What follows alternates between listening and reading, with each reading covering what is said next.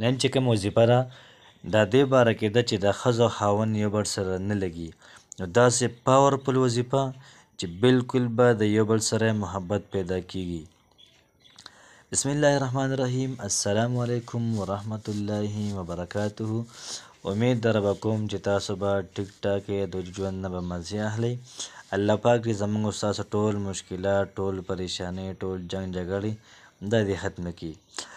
محترمو د څو ورځو نه یو څو کسان لګیا دي هغوی دا خبره کوي چې دې باره کې څه ویډیو ساده کړه، څه وظیفه وکړه چې اکثر په کورونو کې د ښځه او خاوند دا د هغوی ډېرې زیاتې جګړې شروع وي. نو داسې څه روحاني عمل موږ ته وښایه چې د هغې په ذریعه باندې د ښځې او د خاوند منځ کې دا څومره جګړې وي، دا څومره حساب کتاب وي، دا پکې نه کېږي. د هغوی دا ژوند دا پرسکونه شي. نو کوشش دا کول پکار دی چې څومره زما او ستا معاشره ده، څومره خلک دي، په کوم ځای کې چې د چا ورانه د ښځې د خاوند، نو زما او ستا دا فرض سازېږي چې موږ لاړ شو هغوی له روغه وکړو.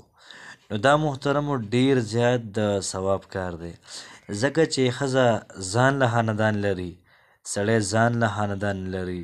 نو که دواړه یو بل سره ورانه کړي، یو بل سره جګړه کوي، نو د دوو خاندانونو یو بل سره ورانه راځي. دغه شان تاسو به اورېدلی وي شیطان دا په سمندر په منځ کې ناست دی، تهې لګولی. دا ټول خلک راځي، هر شیطان راځي او د شیطان ته خپل کارګزاري اورئ چې ما دا کار کړی دی، ما دا کار کړی دی، ما دا کار کړی دی. یو شیطان ته هم د مشر شیطان شاباسي نه ورکوي. یو شیطان په کیسټ ته ناست دی ګوډه، نو شیطان ورته وایي چې هلکه تا څه کار کړی دی؟ دا شیطان وایي ما ډېر بېکاره کار کړی دی، ما ورکوټه غوندې کار کړی دی. نه، دا شیطان ورته وایي تا څه کار کړی دی؟ وایي ما معمولي غوندې کار کړی دی، هغه دا چې ما ښځه او خاوند دا جنګولي دي. نو دا شیطان ورپاسي او دا کوم شیطان چې په خپه باندې ګوډ دی دا راونیسي. دا شیطان یې ځان ته رانږدې کړ او په هغې کې ونیو او دغه شان د ملا ولسې وټپوله. ورته ووایي چې ټولو کې اهم کار او بهترین کار پکې تا کړی دی، ځکه چې ښځه او خاوند دا چې بې اتفاقه وي نو دوه خاندانونه محترمو یو بل سره نه لګي. ښځه او خاوند چې د یو بل نه خفه وي دغه اثر په ماشومانو باندې کېږي. ښځه او خاوند چې خفه وي اثر په دغه کور باندې کېږي.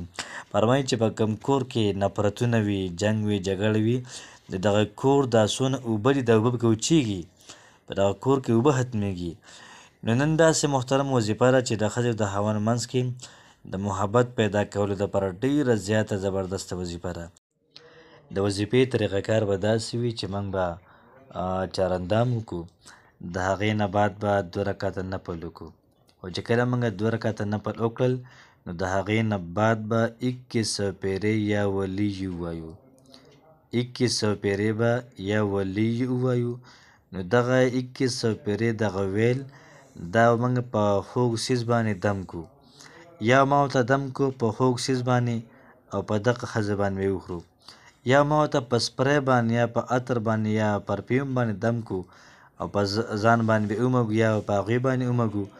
چې دا خوشبو څومره چې هغوی باندې ورځي نو دومره به انشاءالله محبت دا به سیوا کېږي. د وظیفې شرطونه دا دي چې کله ما ورته دا وظیفه کوو نو کوشش به دا کوو چې ورسره 5 ټایمه مونځ کوو او ورسره د قرآن مجید تلاوت کوو.